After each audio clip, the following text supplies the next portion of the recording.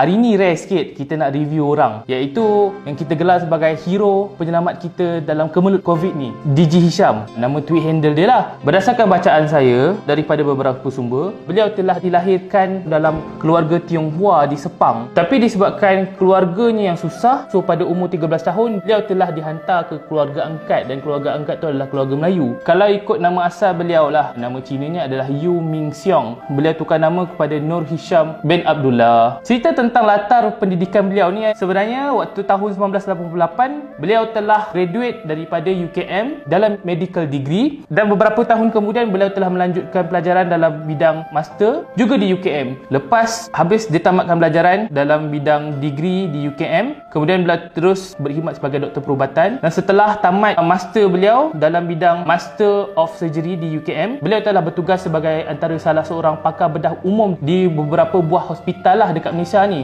Achievement beliau pada tahun 2008 telah meletakkan namanya sebagai pengerusi jawatan kuasa pembedahan global Persatuan Pembedahan Antarabangsa sejak 2017 sehingga 2021. Kalau ikutkan, beliau adalah orang Malaysia yang pertama yang memegang jawatan tertinggi untuk ketika ini.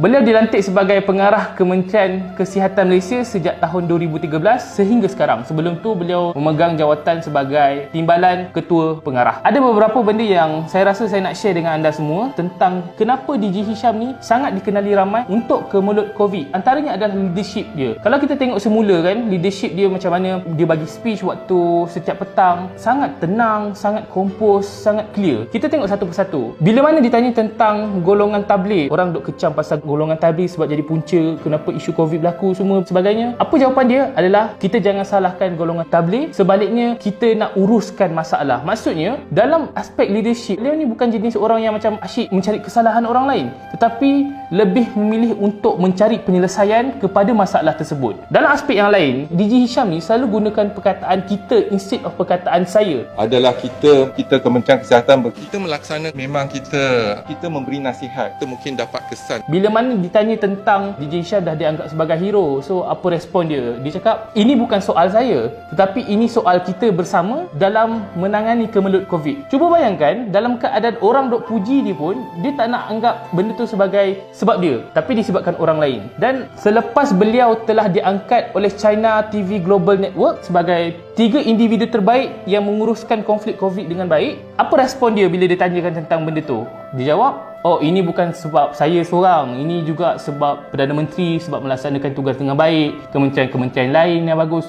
Cuba bayangkan, lepas nama dia diangkat, orang duk puji, dia cakap, oh, ini bukan saya seorang, ini juga jasa ataupun kerjasama orang lain. Ini menunjukkan sebenarnya sebagai seorang leader, dia ni sangat mementingkan aspek teamwork. Kalau kita faham, dia ni bukan sekadar bos, tetapi dia ni adalah leader. Saya rasa kita sangat beruntung kerana mempunyai seorang ketua pengarah KKM yang ada leadership yang begitu bagus macam ni. Susah kita nak dapat. Benda yang saya rasa paling sangat bermakna bila mana sebelum ni saya rasa macam tak ada orang individu yang merupakan government servant yang begitu popular macam ni, dan begitu nama dia macam dikenali orang ramai dalam menangani kemelut. Selalunya menteri, politician. Tapi kali ni bukan politician yang diangkat, tapi orang yang paling diangkat adalah DJ Hisham yang merupakan government servant. Dia bukan politician, dia bukan selebriti, tetapi dia diangkat sebab melaksanakan tugas dengan baik. Untuk frontliner dan DJ Hisham sendiri, terima kasih atas segala jasa dalam kemelut COVID ni, kerana segala jasa anda ni tak mungkin kami boleh bayar dengan wang ringgit.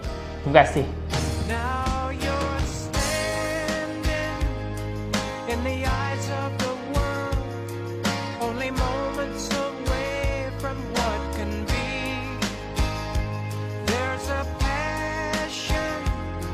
In the hearts of a few, every way